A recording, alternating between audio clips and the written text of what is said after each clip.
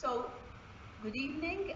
Today we have Mr. Mario Salerno with us, who will speak to us about his NGO. This NGO is in Malta. So, Mr. Salerno, what is the name of the NGO that you represent? It is the Malta Organic Agricultural Movement, and it encourages local farmers to convert from conventional agriculture to organic agriculture. And how many years has it been set up? It was founded actually on the 3rd of November 1999, and since then we had to struggle against all odds because people didn't hear anything about organic. People lacked the knowledge, so it was quite a big challenge for us to teach, educate and train even the local actors involved in the agricultural industry.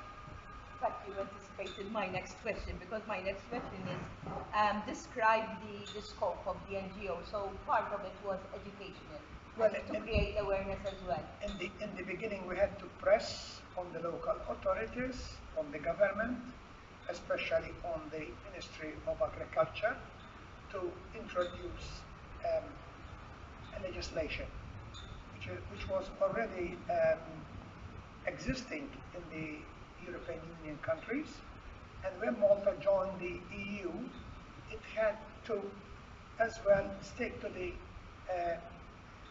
a complete effort in order to adopt the legislation of organic agriculture as part of the, let's say, package agreement which Malta held talks and discussions with Brussels. How big would you say that your NGO is? How many members? Well, actually, it is an open-ended non-governmental organization. Actually, we move from one local, let's say, community to the other. Actually, in Malta there are 68 different communities, and our aim is to reach as much as we can, not only those who are involved, let's say, in agriculture, but also supporters, consumers. We are teaching as well how one can recognize, let's say, a certified organic product. It helps as well to build insight, and if you don't have a market, if you don't have a demand on the market for organic products, it's useless, to train, let's say, farmers to convert from conventional to organic. You've already said that it was quite hard setting up, but did you find any support, like from the government or from? Actually, in the beginning, I mean, the members of Malta Organic Agriculture Movement had to put their hands in their pockets, to pay for the stamps, for the stationery. It was quite difficult as well to lease a room where we could meet. So we depended always on the charity, requesting, sort of running after, let's say, entrepreneurs who were generous to, let's say, give us some space where we could gather our, let's say, meetings, and also was very important for us to launch an educational campaign. What would you say will be the challenges and the pitfalls, especially during this time, while running a small NGO? Well, Malta is a very small state island.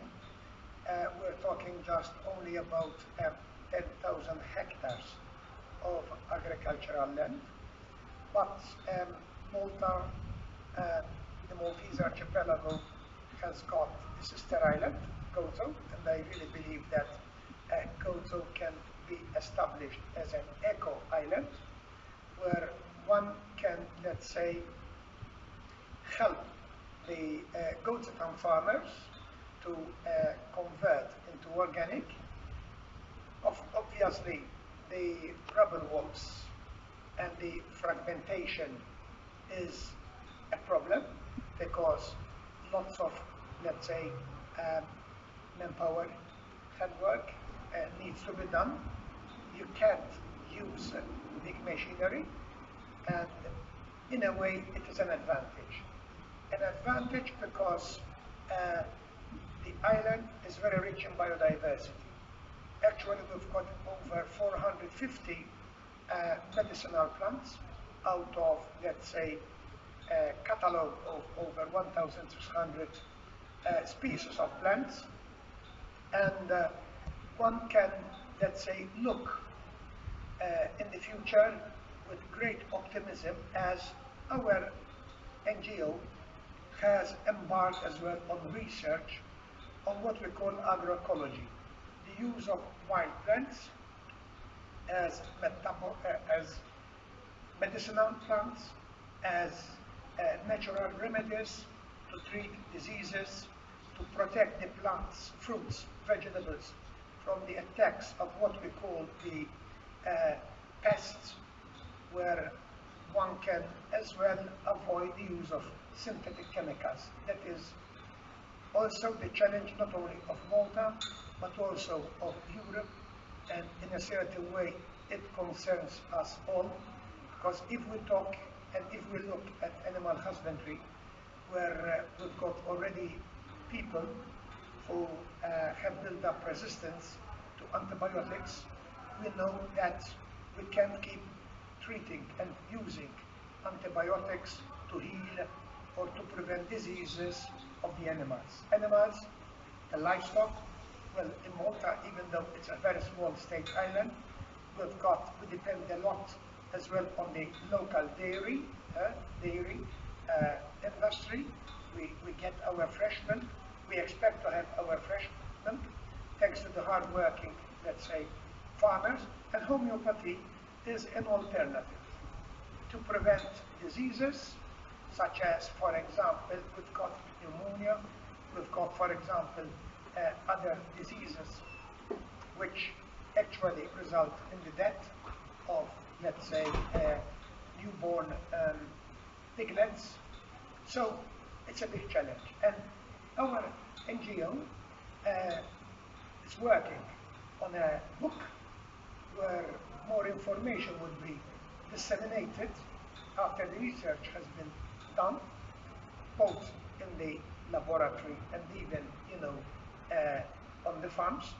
And we've got to look ahead how we can manage to trace as well what is being done from the farm to the fork. This is the strategy which EU is looking forward. I believe a lot. I'm very optimistic that we can manage by 2050 to have, let's say, alternative botanical pesticides produced from plants, where one can take and use the secondary metabolites of the plants. And I think this is the way forward, how one should look at organic in the next 20-25 years. In fact, that was my question. How do you see yourself in the next 10 years? So you're going that way, that you're... I believe that the present generation, with my colleagues and with the members of our NGO, I think we're going to leave a legacy to the next generation, where the work, the spade work is being done by us, by the present generation. So it would be crucial as well to introduce organic even in the schools, teaching as well, and an island like Malta, where you don't see any, let's say, animals in the free range, and our children tend to forget that milk, is produced by a cow, but not that milk, you'll find it in the fridge. I'm sure that, we need to embark on quality teaching, and this can be introduced even at kindergarten level.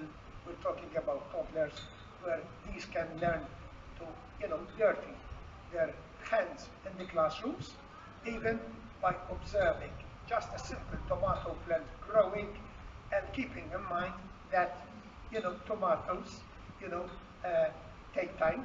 You need to sacrifice, to harvest that small berry, but this helps as well to be careful how to consume the fruit, not just throw it away and, you know, increasing, unfortunately, the organic waste. Thank you very much, Mr. Salerno. That was very interesting. And this was our NGO from Malta that works in organic farming. Thank you very much.